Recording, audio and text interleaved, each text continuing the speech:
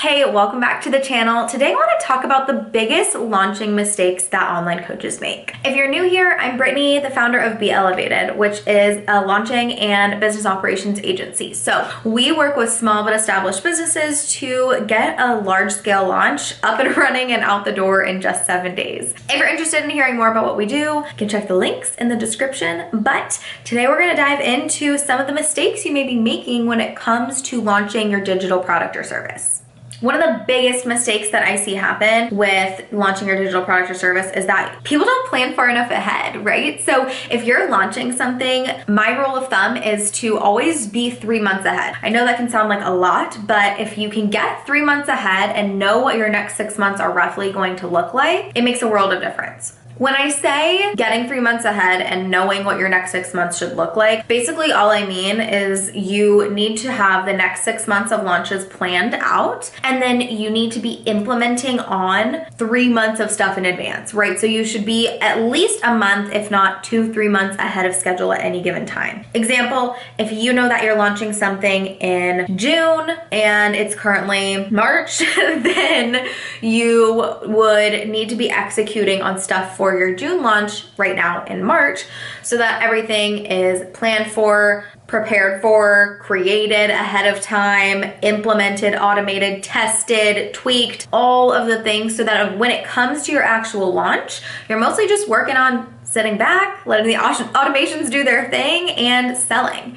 Because a lot of times people think that a launch, the open cart period, should be the most stressful period, when in reality, that should just be you showing up and talking to your people. Most of it should be done in the pre-work phase. Now, that first mistake that I just went over kind of ties into all of the rest of these, but hear me out. Something that I see all the time is coaches or any business owner operating reactively. So this happens when we haven't planned properly and also haven't prepared properly and make split decisions and expect everyone around us to keep up. Running a business has to be proactive. You really cannot efficiently accomplish anything if you're being reactive in anything that you're doing. Operating reactively can be, for example, you forgot to change the link in your bio or have someone change the link in your bio when your cart opens, and now cart is opening and you're telling people go click the link in my bio and everyone's DMing you like there's no link. Then you have to operate reactively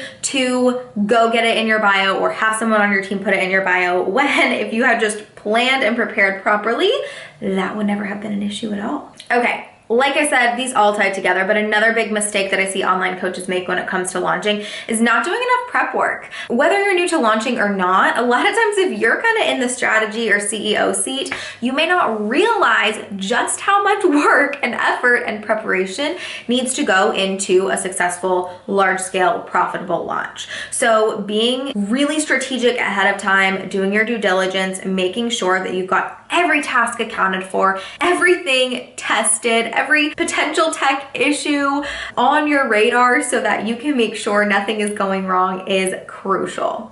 So this one goes hand in hand with not doing enough prep work, but not accounting for all of the moving pieces of a launch is big red flag.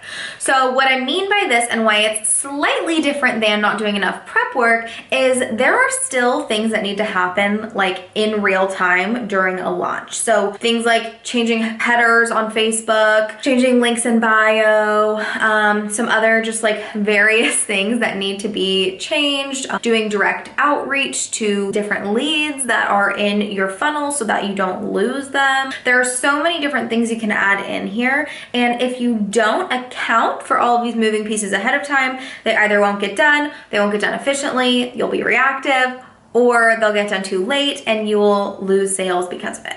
All right, this next one is a big one and something I see all the time, which is so unfortunate, and it's this. You are not communicating your expectations clearly to your team.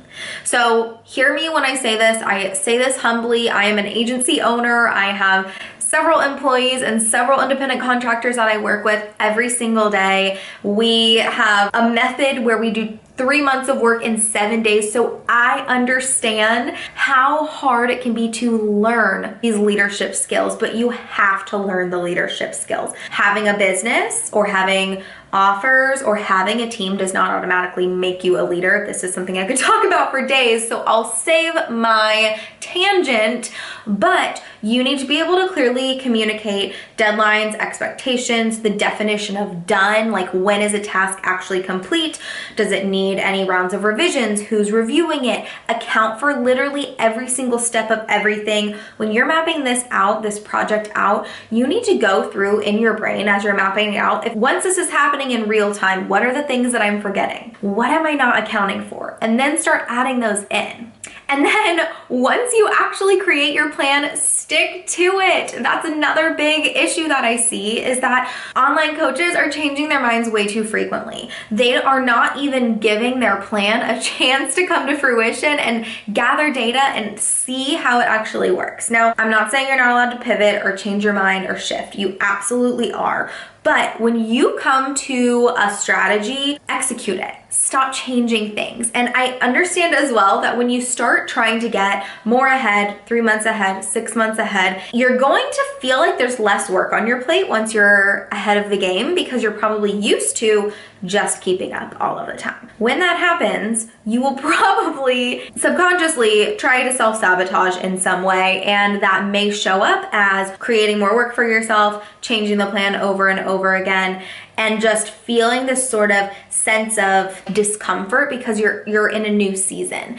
And our default when we're in an uncomfortable place is to change something. Add something to it, change it, adjust it, do something different. This isn't working. A lot of times it's not that something's not working. It's just that you're in a different season. Maybe you have to be a little bit more patient, and you need to actually execute, gather the data, and give stuff time. Which brings me to my final point, and one of the most important, I would argue, and it's that you're not doing a post-launch analysis.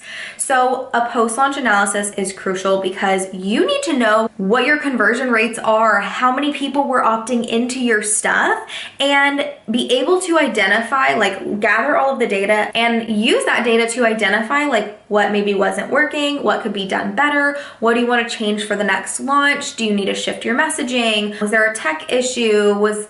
Did you A/B test a landing page and one performed better? Were your conversion rates low? Were your email open rates fantastic, but your click-through rates were really low? Okay, we need to adjust some messaging there, make sure we're segmenting to the right email lists and groups. So there are tons and tons of factors here. If you don't know where to start with this, just start by gathering all the data, all of the numbers. Get your warm audience numbers, how many leads opted in, how many people visited your landing page, how many people visited your sales page, how many people actually purchased. Can you tell who was abandoning cart and how many people? How many people were on your email list versus what was your average open rate, what was your average click-through rate? From there, you can start identifying patterns and trends and use that information to make data-driven decisions, to then go, okay, well, next launch we need more leads. Next launch we need to change X, Y, or Z,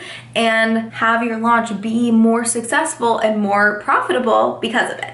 I'd love to know if any of these surprised you or maybe resonated with you, if you are an online coach or somebody looking to launch a digital product or service. Let us know in the comments below which one of these things you feel like you can relate to the most. I know we all have at least one, okay? Myself included.